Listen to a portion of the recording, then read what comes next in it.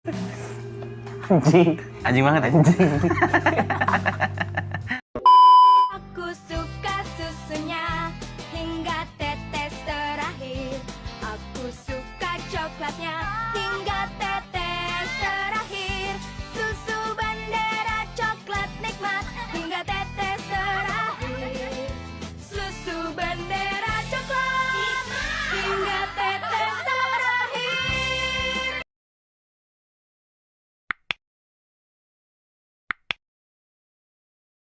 Pagi harinya Awing masuk ke kamar Pras untuk membersihkan kamar Pras. Di sisi lain Laura mendapat pesan bahwa Pras sudah menunggunya di supermarket. Ketika ingin keluar kamar, Laura bertemu dengan Yoga. Yang akhirnya Laura membohongi Yoga bahwa Laura ingin mencuci baju. Waktu Yoga ingin mengantarkan Laura, Yoga bertanya bagaimana keadaan orang tua Laura.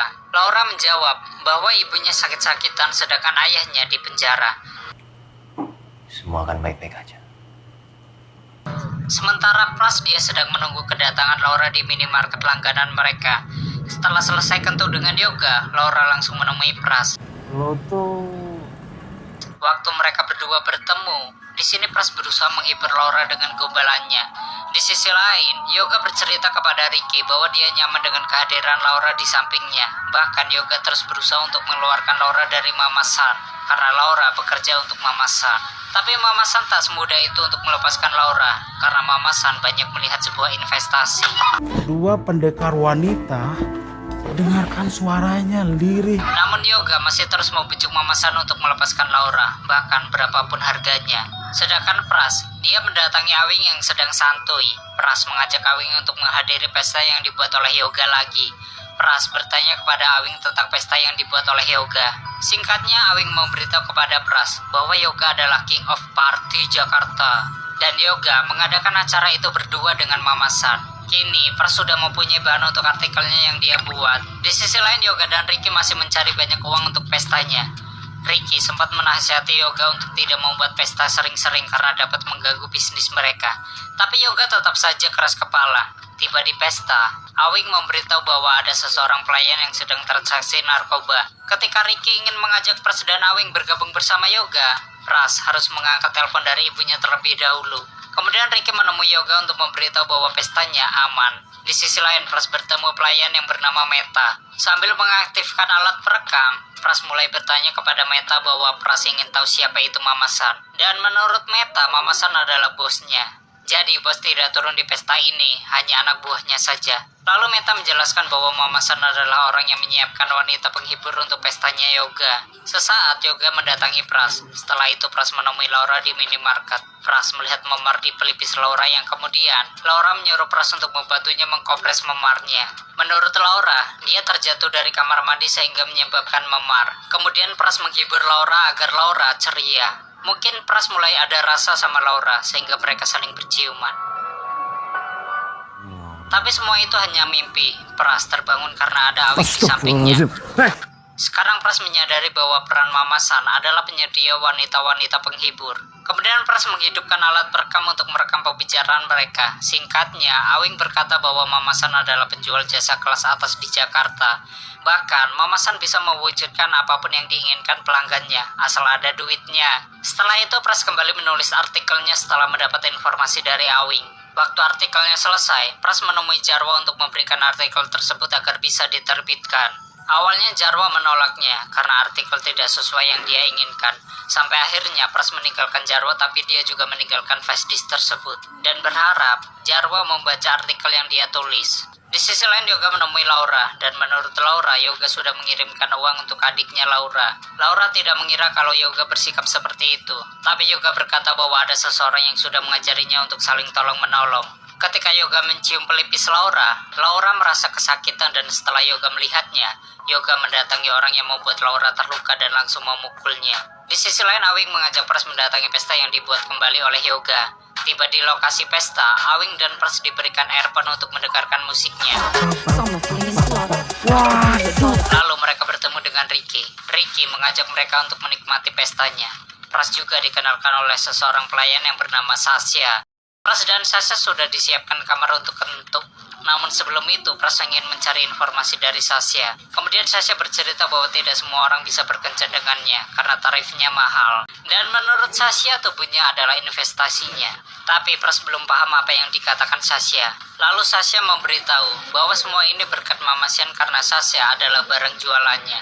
Dan tarifnya sekitar 500 juta. Ya, 500 jutaan gitu. Menurut Yoga, penghasilan Sasha sangat banyak, tapi anehnya Sasha harus mengembalikan duit itu beserta bunganya. Kemudian Sasha memohon Pras untuk memakainya agar Sasha bisa mendapatkan uang tersebut. Di sisi lain, Awing bertemu dengan Yoga ketika Ricky memberitahu Yoga bahwa kliennya berkhianat. Di sini Yoga belum percaya apa yang dikatakan oleh Ricky dan balik memarahi Ricky karena mengurusi urusannya. Tak berselang lama, Pras datang yang kemudian Yoga menyuruhnya untuk berkata bahwa dia adalah temannya. Pras mengatakan bahwa Yoga adalah temannya. Setelah pesta itu, Pras dan Awing makan di salah satu restoran pedalaman gang terpencil yang sering disambangi bocah-bocah kosan. Di sini Awing berkata bahwa dari kecil Awing sangat senang menari, sampai akhirnya mengikuti ajang nari. Tapi sialnya, dia tidak pernah menang. Awing juga memberitahu bahwa hidup di Jakarta ini keras karena banyak orang yang mengorbankan persahabatan demi kepentingan sendiri. Sebelumnya, Pras sudah menemui Jarwo. Menurut Jarwo, artikel milik Pras bagus dan siap untuk diterbitkan. Tapi ada satu syarat bahwa ada seseorang pejabat yang mengajak Pras bertemu. Tak berselang lama, Jarwo kembali menelpon bahwa Pras harus berpakaian rapi ketika bertemu dengan pejabat. Kemudian, Awing mengajak Pras untuk membeli jas. Sambil maraton, Pras kembali mengingat perkataan yang pernah Awing katakan, bahwa mereka harus menjaga kepercayaan Yoga, jadi tidak boleh berkhianat. Begitupun dengan apa yang pernah Yoga katakan. Akibat hal itu, Pras langsung mendatangi kantor untuk mengambil flash disknya agar tidak jadi diterbitkan. Tak berselang lama Jarwo datang. Pras memohon untuk tidak menerbitkan artikelnya yang berjudul Jakarta Undercover. Namun Jarwo tidak bisa menolongnya karena artikelnya ingin diterbitkan. Pras terus memohon ke Jarwo. Karena bila Jarwo menggagalkan artikelnya, maka Jarwo akan dipecat oleh atasannya. Merasa kecewa, Pras mendatangi minimarket untuk menghilangkan stresnya. Dan akhirnya artikel Jakarta Undercover sudah terbit dan terjual bebas di mana saja. Di sisi lain, Ricky memberitahu artikel itu kepada Yoga agar Yoga tahu tentang ini. Di saat yang bersamaan, Mama San masih menghadiri acara sekolah paling dasar yaitu TK. Kemudian orang-orang yang sudah booking kepada Mama San tiba-tiba menginstal bookingannya karena keadaan masih terlalu gawat. Pagi harinya ketika Pras ingin mencari artikelnya sudah habis terjual. Di saat yang bersamaan ketika Awing sedang membereskan kamar Pras, Awing sempat melihat laptop milik Pras dan beberapa rekaman suara. Karena penasaran, Awing mencoba membaca dan mendengarkan rekaman itu, sedangkan Yoga dan Ricky sedang mencari tempat tinggal Pras. Waktu Awing ingin membuang sampah, Awing mengetahui kedatangan Yoga, namun Yoga juga melihat keberadaan Awing. Ketika Awing ingin menyembunyikan laptop milik Pras, Ricky sudah terlebih dahulu menemuinya. Kemudian Pras tiba di kamarnya dan melihat laptopnya sudah tidak ada. Ketika keluar kamar, Yoga sudah menunggunya di depan sambil memberikan sebuah majalah. Singkatnya, Yoga memberitahu bahwa ayahnya Ricky dulunya adalah tangan kanannya ayahnya Yoga, dan Ricky juga berjanji untuk menjaga Yoga. Jadi Ricky akan melakukan apa saja untuk menjaga Yoga. Kemudian Yoga menjelaskan bahwa ada seseorang yang sudah berkhianat kepadanya, dan orang itu adalah teman baru Yoga. Namun menurut Yoga, orang yang berinisial MK sudah terkena ganjarannya. Di sini Yoga juga berterima kasih kepada Pras karena sudah menjadi kepercayaannya. Setelah itu Pras mencari Awing, namun Awing tidak ada di kamarnya. Akhirnya Pras menemui Awing di atas rusun yang sedang memegangi laptopnya. Awing mengalami luka memar di bagian mukanya. Kemudian Awing berkata kalau Pras sudah jahat kepadanya karena artikelnya sudah menyakiti banyak orang. Pras pun langsung menenangkan Awing.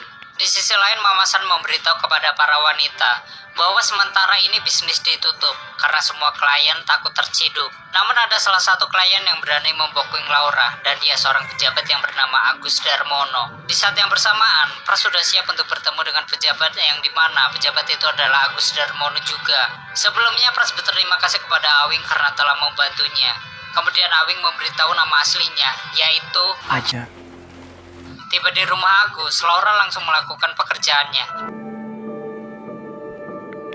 Kemudian Agus mengikat tangan Laura dan langsung Baca.